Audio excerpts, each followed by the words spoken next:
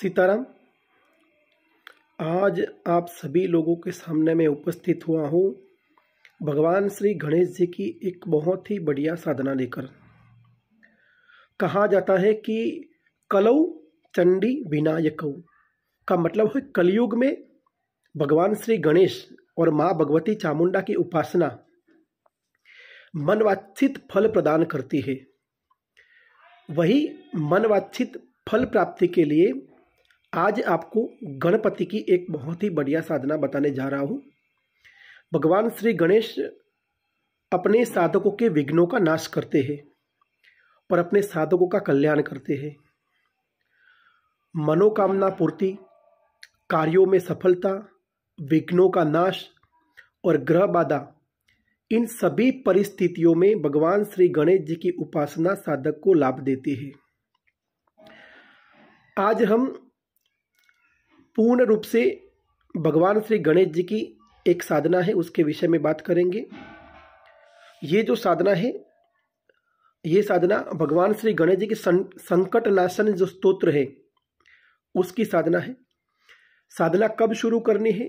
तो कोई भी मंगलवार के दिन अगर चतुर्थी तिथि आती है,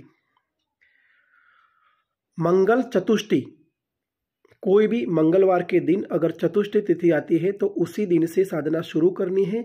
अगर वो तिथि नज़दीक में नहीं है या वो मुहूर्त नज़दीक में नहीं है तो आपको क्या करना है, किसी भी महीने के प्रथम बुधवार को ये साधना शुरू करनी है या शुक्ल पक्ष के प्रथम बुधवार को आपको ये साधना शुरू करनी है।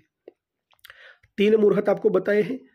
ये तीनों मुहूर्त में से जो मुहूर्त आपको अनुकूल हो उस मुहूर्त में आप साधना शुरू करिए। आपको समय जो पसंद करना है वो शाम के 6 बजे का समय है। शाम को 6 बजे आप अपने जो भी कार्य है उन कार्यों से निवृत्त हो जाए और स्नान कर लीजिए। और स्नान करने के बाद अपने सामने एक चौकी लगा दीजिए। चौकी के ऊपर एक पीले रंग का कपड़ा लगा दीजिए और उस कपड़े के ऊपर आपको चावल से स्वस्तिक बनाना है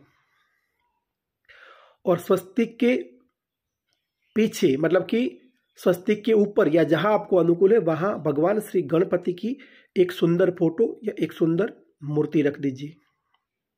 साथ में आपको 2 सुपारी रखनी है जो रिद्धि और सिद्धि के नाम से रहेगी और वो गणपति की जो फोटो है उसके पास में रखनी है। आपको एक तरफ तांबे के लोटे में पानी भरा हुआ रखना है। उसके बाद आपको क्या करना है कि भगवान श्री गणेश जी को पीले रंग के पुष्प अर्पण करने हैं। उसके बाद आपको भगवान श्री गणेश जी को थोड़े चावल अर्पण करने हैं, या चावल तो आपने रखे हुए हैं तो आपको कोई भी एक मिठाई का भोग उनके सामने रखना है। भगवान श्री गणेश जी को लड्डू अति प्रिय है, इसलिए आप बूंदी के लड्डू या गुड़ के लड्डू या कोई भी लड्डू रख सकते हैं। साथ ही साथ आपको 2 इलायची, 2 लौंग उस जो मिठाई रखी है उसके साथ आपको रख देना है। अगर किसी के पास लड्डू नहीं है या लड्डू अवेलेबल नहीं है तो व्यक्ति केवल गुड़ भी रख सकता है, क्योंकि मोदक भी भगवान श्री गणेश जी को प्रिय है, गुड़ भी भगवान श्री गणेश जी को प्रिय है। अब आपको क्या करना है कि उसके सामने आसन लगाकर बैठ जाना है। ये जो चौकी लगानी है वो पूर्व दिशा में लगानी है, या पूर्व दिशा में नहीं व्यवस्था है तो उत्तर दिशा में लगानी है। जब आप सामने बैठ जाएंगे तब आपको क्या करना है, अपने श्री गुरुदेव का स्मरण करना है, अपने जो भी इष्ट देवी देवता है उनका स्मरण करना है, अपने कुल देवी देवता का स्मरण करना है और भगवान श्री गणेश जी को हाथ जोड़कर प्रार्थना करनी है। उनका जो मंत्र है वो मंत्र बोलना है, वक्रतुंड महाकाय सूर्यकोटि समप्रभ निर्विघ्नं कुरु मे देवम सर्वकार्येषु सर्वदा, ये बोलना है। उसके बाद आपको क्या करना है, एक घी का दीपक लगाना है, सुगंधित अगरबत्ती लगानी है या सुगंधित धूप बत्ती लगानी है। ये कार्य जब संपन्न हो जाए तब आपको पंचकर्म करने हैं, जो पवित्रीकरण है, जो प्राणायाम है, जो न्यास है, जो पृथ्वी पूजन है आदि जो पंचकर्म आपको सिखाए गए हैं। अगर किसी को नहीं पता है तो उसके विषय में वो जानकारी प्राप्त कर ले। ये करने के बाद अपने दाएं हाथ में आपको जल लेना है और जल लेकर ये संकल्प करना है कि आज से मैं नित्य नियम पूर्वक और निष्ठा पूर्वक गणपति भगवान श्री गणेश जी का जो संकटनाशन गणेश स्तोत्र है, उस संकटनाशन गणेश स्तोत्र के 11 पाठ नित्य नियम से करूंगा और ये कार्य मैं 6 महीने तक निरंतर करूंगा। अब आप सोचेंगे कि 6 महीने तक निरंतर कैसे कर सकते हैं? तो जीवन में अगर विघ्न है, जीवन में अगर बाधाएं हैं, जीवन में अगर कष्ट हैं, जीवन में अगर मुसीबतें हैं और आप चाहते हैं कि भाई चुटकी बजाए और मुसीबतें खत्म हो जाए, तो ऐसा नहीं होता है। उसके लिए अपने आप को तपाना पड़ता है, उसके लिए तप करना पड़ता है, उसके लिए साधना करनी पड़ती है। जो स्त्रियां हैं, जो माताएं हैं, बहनें हैं, वो कंटिन्यू साधना नहीं रख सकती है, तो जो पीरियड्स का समय है उस समय दरमियान 5 दिन उनको वो साधना रोक देनी है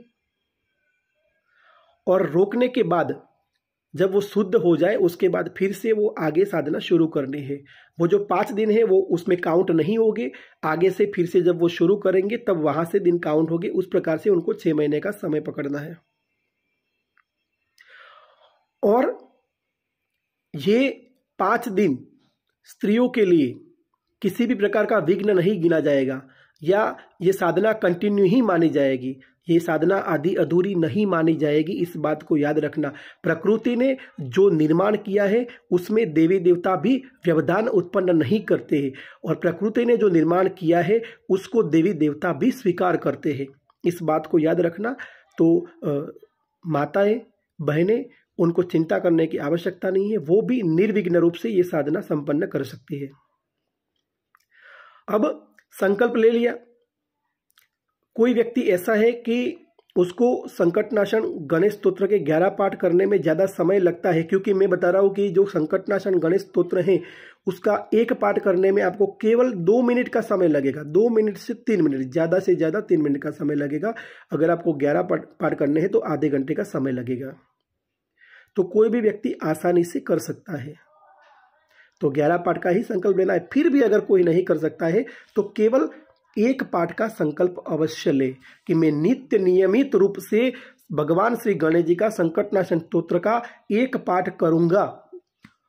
ये 6 महीने तक निरंतर मैं ये प्रक्रिया करूंगा। मेरे जीवन में जो विघ्न है, मेरे जीवन में जो बाधाएं हैं, मेरे जीवन में जो ग्रह दोष हैं, कुंडलिनी दोष हैं, कुल देवी देवता पितृ के जो दोष हैं और जितने भी दोष हैं, वो सारे दोष भगवान श्री गणेश जी की कृपा से समाप्त हो जाए, ऐसा संकल्प लेना है और वो जल जमीन पर छोड़ देना है। संकल्प आप अपने हिसाब से लग सकते हैं। अपना नाम, अपनी माता का नाम, अपने पिता का नाम, अपना गोत्र का नाम बोलकर फिर जो आप चाहते हैं वो सारी चीज़ों को बोलकर ये संकल्प लेना है कि मैं इस स्तोत्र का इतना पाठ इतने समय तक करूँगा और फिर वो जल जमीन पर छोड़ देना है। ये आपका संकल्प परिपूर्ण हुआ। फिर भगवान श्री गणेश जी का जो एक सरल मंत्र है, ओम गम गणपतये नमः, ओम गम गणपतये नमः, ये जो मंत्र है उस मंत्र की एक माला आपको करनी है और एक माला करने के बाद आपको संकटनाशन गणेश स्तोत्र के 11 पाठ करने हैं। और 11 पाठ करने के बाद 2 हाथ जोड़कर भगवान श्री गणेश जी की प्रार्थना करनी है, हे भगवान श्री गणेश जी, मैं पूर्ण निष्ठा और पूर्ण भक्ति से आपका स्तोत्र पाठ करूंगा। मेरे जीवन में जो विघ्न है, मेरे जीवन में जो बाधाएं है, भगवान श्री गणेश आप दूर करिए, मैं आपकी शरण में आया हूँ। इतना बोलकर आपका ये साधना आपको संपन्न करना है।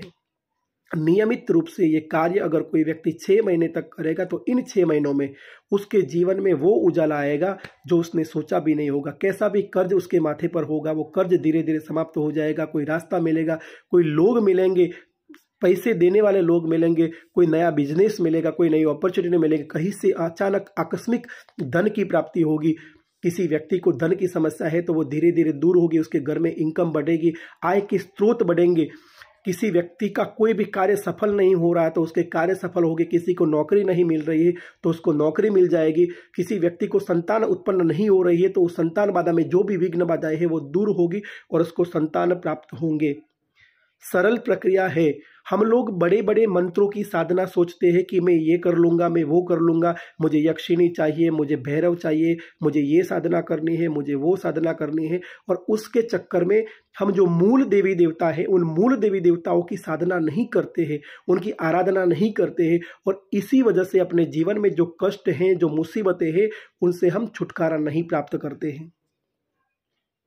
तो इस बात को याद रखिए, आपके जीवन के समस्त संकट और कष्टों के निवारण के लिए ये बहुत ही सरल और बहुत सी सरल से सरल साधना है, और इसके सामने कोई भी साधना नहीं है। अगर कोई व्यक्ति पूर्ण निष्ठापूर्वक ये साधना करेगा तो अवश्य ही उसके जीवन से विघ्न और बाधाएं दूर होगी। भगवान श्री गणेश विघ्नों के देवता है, प्रथम पूज्य है, आप सबको ये बात पता है। और कलयुग में भगवान श्री गणेश और चंडी की उपासना सबसे उपयुक्त मानी गई है। किसी उप देवता की साधना करने से अच्छा है जो मूल देवता है, जो प्रथम पूज्य देवता है, उनकी साधना अगर आप करेंगे तो अवश्य ही आपके विघ्न दूर होंगे। साधना का मतलब है अपने आप को साधना, साधना का मतलब है तप। जब हम तपेंगे तभी तो कुछ प्राप्त होगा ना। तो 6 महीने का लंबा समय है, ये सोचकर ये साधना नहीं करना, ये कोई तर्क की बात नहीं है। एक बार ये साधना शुरू करिए, विघ्न ऐसे आपके जीवन से पलायन होंगे कि आप सोच भी नहीं सकते हो। और केवल आधे घंटे का समय देना है। अगर 6 बजे का समय आपको अनुकूल नहीं है तो शाम को 6:30 बजे का, 7 बजे का समय लीजिए। अगर वो भी अनुकूल नहीं है तो सुबह का 5 बजे का, 6 बजे का, 6:30 बजे का, 7 बजे का समय ले लीजिए। आधा घंटा कोई भी व्यक्ति अपने जीवन में से निकाल सकता है अध्यात्म के लिए। आधा घंटा कोई भी व्यक्ति अपने जीवन में निकाल सकता है अपनी समस्याओं को दूर करने के लिए, ईश्वर को प्रार्थना करने के लिए। तो ये चौकी लगाइए, साधना शुरू करिए। बहुत सरल है, सिंपल है। फिर भी अगर कोई चीज़ नहीं समझ में आती है, कोई बात नहीं समझ में आती है तो आप निसंकोच हमें पूछ सकते हैं। हमारा व्हाट्सएप नंबर हमारे चैनल पर बहुत सारे वीडियोस में शो हो रहा है, वहाँ जाकर नंबर लेकर आप हमें व्हाट्सएप कर सकते हैं। लोगों को सरल प्रक्रिया पसंद नहीं है, मगर मैं आपको बता रहा हूँ कि सरल से जो प्राप्त होता है ना, वो कठिन से कठिन चीज़ों से भी प्राप्त नहीं होता है।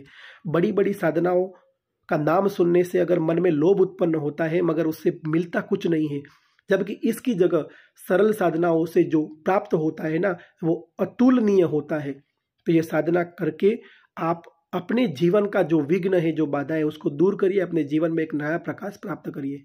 भगवान श्री गणेश जी आपके जीवन में जो भी विघ्न है, जो भी बाधा है, उसको दूर करें, ऐसी माँ भगवती से प्रार्थना है। सीताराम।